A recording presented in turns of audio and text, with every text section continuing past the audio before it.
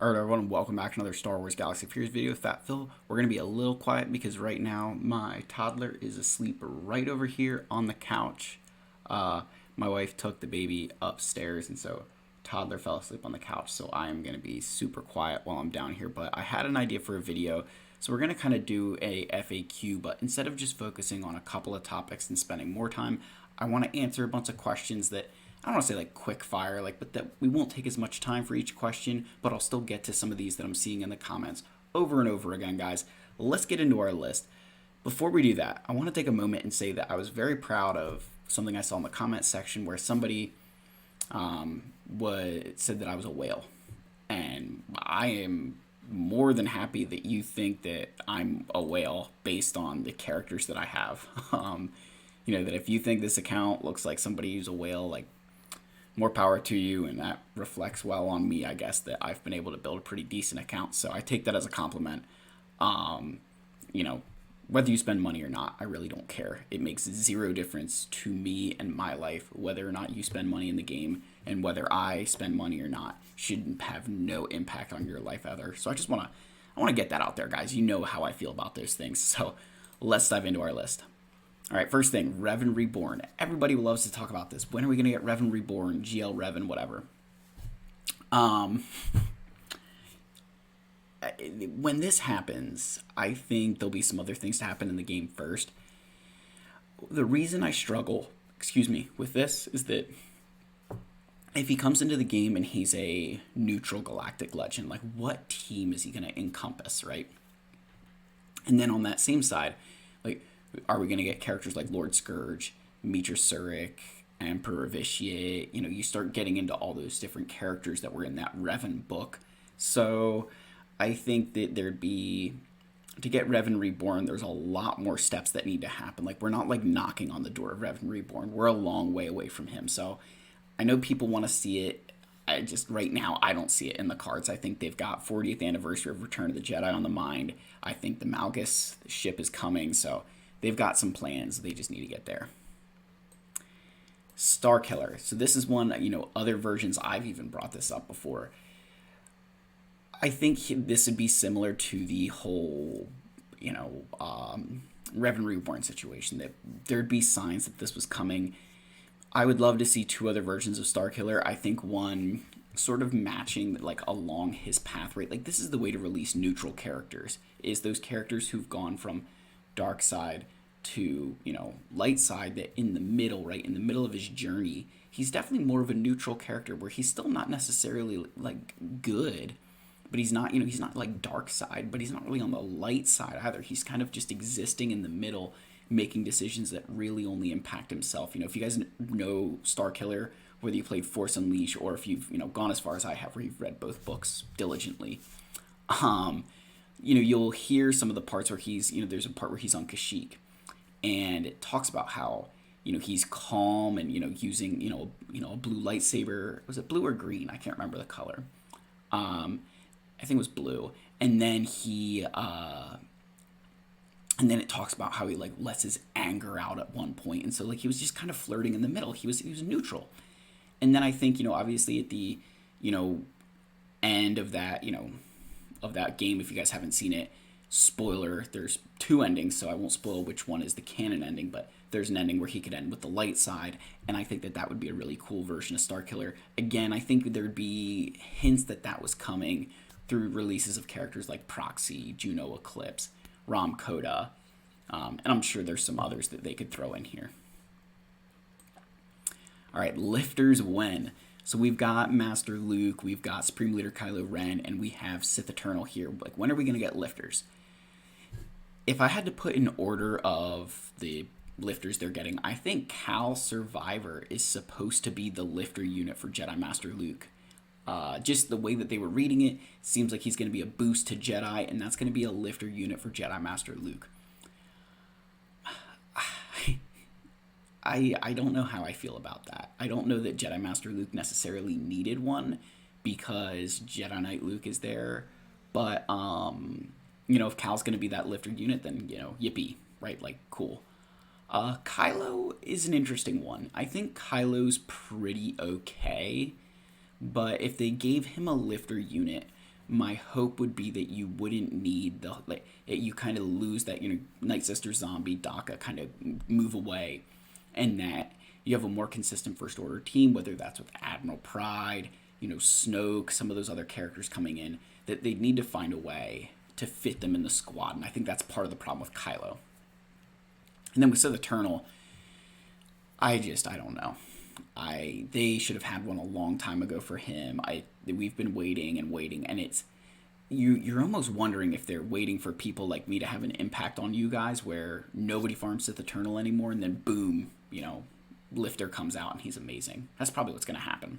So maybe don't listen to me anymore. I don't know, guys. But yeah, Lifter's when we don't know. I would say Conquest character is going to be Sith Eternal's Lifter. I think that's the direction they like to head. We do need to take a short break here, guys, and praise our king, Wampa. You guys know the drill. Wampa wants Relic 8, and he needs your help to get there.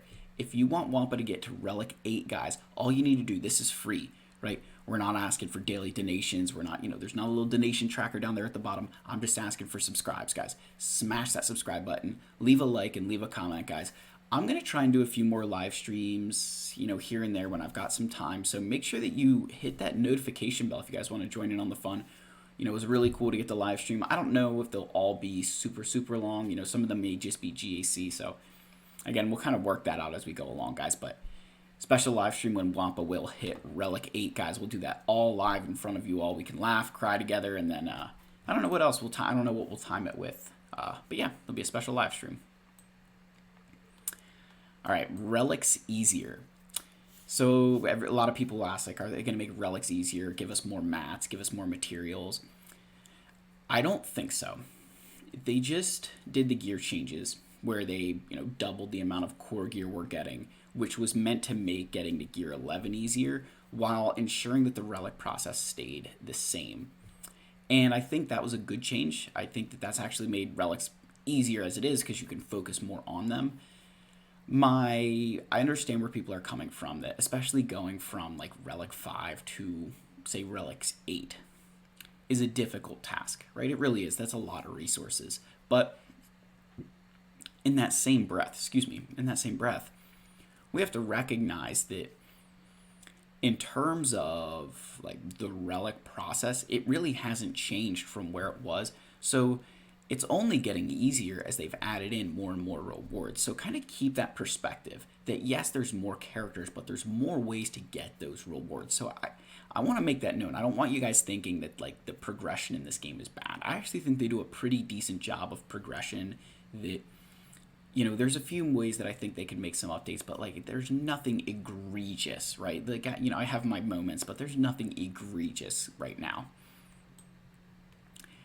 So I've seen some comments of people who are like, they need to make shards easier, guaranteed drops, and look, one, that's never going to happen, but two, they've done a lot. They really have. There are 2 times drops on, characters after they've been in the game for a year, which is amazing. That is huge.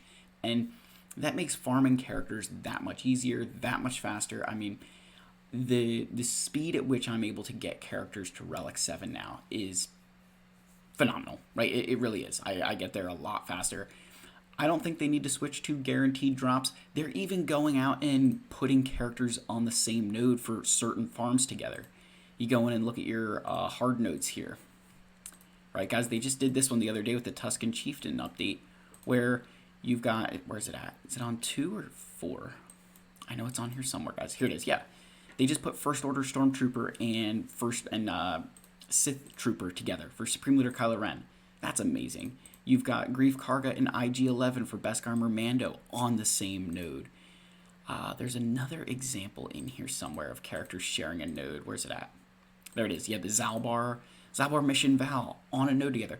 There are multiple characters that they're going to where they're switching them to be together and that kind of fit together. And I think that's amazing, guys. That it is huge for this game that they're switching to that. They did not have to do that. The fact they did that is amazing. You're killing 2 birds with 1 stone. So they've made shards a lot easier. And we as a player base need to give them credit for that because it is huge. All right, next, ship shards. These are not going to change.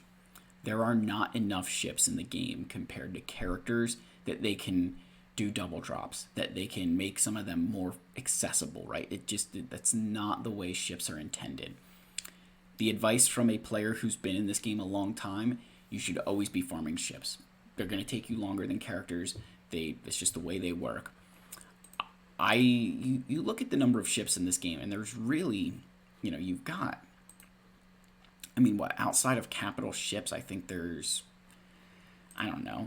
4, 8, 12, 16, 20, 24, 28, 32, 36, 40, 44, 48, 50, 51 crewed ships. Somebody double check that math, but 51 crewed ships, that's not really that many when you think about it. So I understand the frustration that some people have with this, that, they do take a long time to farm, but recognize that there's only, 51 crewed ships when there's almost 5 times as many characters. So yes, these are going to take longer, and they should, because if you're a 4 million galactic power player and you have every single ship unlocked, number one, you're not going to have enough currency to do anything about it. Number two, you're not going to have enough materials to do anything about it. And number three, you're not even going to have all the pilots, to be able to do anything about it. So instead of complaining that you don't get enough, recognize that in some ways they're doing the job of ensuring that you're not trying to spread your resources too much. This game is about resource management, and in some ways they do that for you by ensuring that you can't get certain ships way faster than you should. The final note I want to put in this video, reworks again, I have a few characters here that I'd love to see reworks for. They seem to be moving away from classic reworks and more so into Omicrons. When I think of this, right, you look at the characters like a SWOGH Press, right, where SWOGH, he kind of got a rework.